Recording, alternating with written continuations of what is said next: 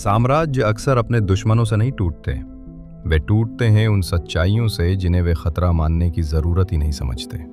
जब शक्ति अपनी ही छाया को प्रकाश समझ लेती है, तभी इतिहास उसके अंत की पहली रेखा खींचता है। मेरे बारे में आपने कई जगह पढ़ा होगा, कभी बौद्ध ग्रंथों में कोई कथा, कभी जैन परंपराओं में कोई प्रसंग, कभी संस्कृत नाटकों में मेरी चालें, तो कभी कश्मीर की लोक कथाओं में मेरा नाम।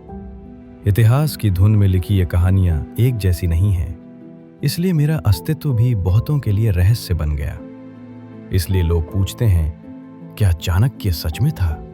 पर एक बात स्पष्ट है, चाहे मेरा व्यक्तित्व धुंधला हो गया हो, मेरी नीतियां, मेरे सिद्धांत और मेरी शिक्षाएं आज भी उतनी ही प्रभावशाली हैं। इसलिए मेरे अस्तित्व पर मत रुको, मेरे विचारों पर ध्यान दो, क्योंकि चाणक्य नाम से ज्यादा चाणक्य का ज्ञान दुनिया को दिशा देता है।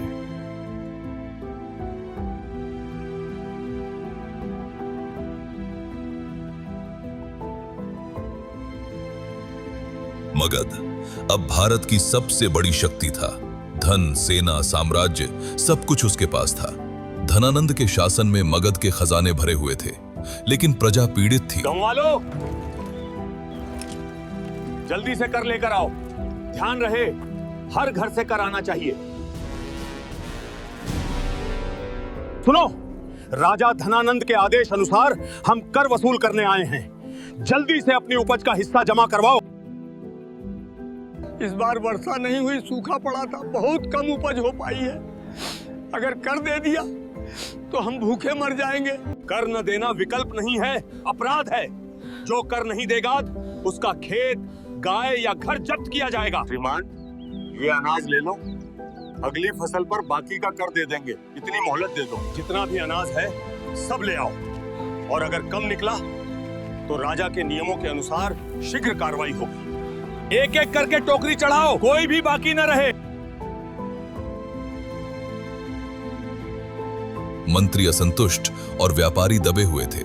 ब्राह्मण, क्षत्रिय सब अपमानित थे और कोई भी धनानंद के खिलाफ खुलकर बोलने की हिम्मत नहीं करता था। जाओ, मगध के चारों दिशाओं में संदेश भेजो। जहां भी बुद्धिमान, विद्वान और ब्राह्मण हो, उन्हें मेरे दरबार में बुलाया जाए। मैं उनसे राज्य की राजनीति पर चर्चा करना चाहता हूं, और उन्हें उचित दान भी दिया जाएगा। दूतों ने धनानंद का आदेश सुना और निमंत्रण का फरमान लेकर मगध की अलग अलग दिशाओं में निकल गए। आचार्य, राजा धनानंद के दरबार से आधिकारिक निमंत्रण आया है। तक्षशिला की आचार्य समिति ने इस प्रतिनिधि मंडल के लिए आपका नाम चुना है। वे चाहते हैं कि आप पाटलिपुत्र जाएं और मगध की नीति, सुरक्षा और राजनीतिक हालात पर चर्चा करें। तक्षशिला ने मेरा नाम चुन लिया है तो मैं जाऊंगा और एक सलाहकार बनकर राजा को सलाह भी दूंगा, क्योंकि उनकी नीति से राज्य का सर्वनाश हो रहा है। ये निमंत्रण नहीं था, ये वो आंधी थी जिसे धनानंद ने जाने अनजाने में खुद अपने विनाश के लिए आमंत्रित कर लिया था।